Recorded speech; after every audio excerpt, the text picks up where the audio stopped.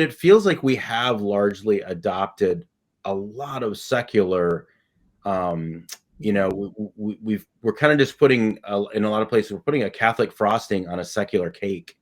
And how do you think that, why did that happen? Like, what, is that Catholic guilt? Is it, is it we were trying to keep up with the Joneses? Like, what are your thoughts? I'm just Honestly, curious what your thoughts are on that.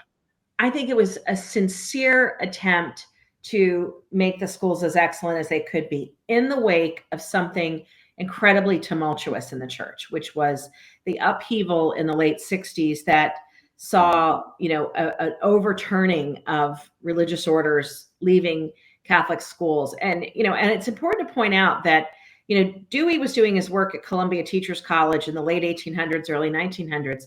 But it really didn't seep into Catholic schools for many decades. Why? Because those religious charisms were dominant.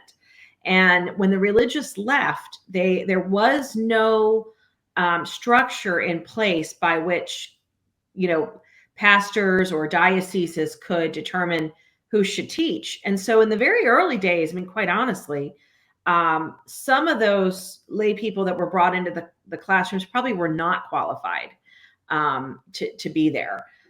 Over time that corrected, but part of the correction I think was sort of an overcorrection. And who doesn't have the experience where the cure is worse than the disease?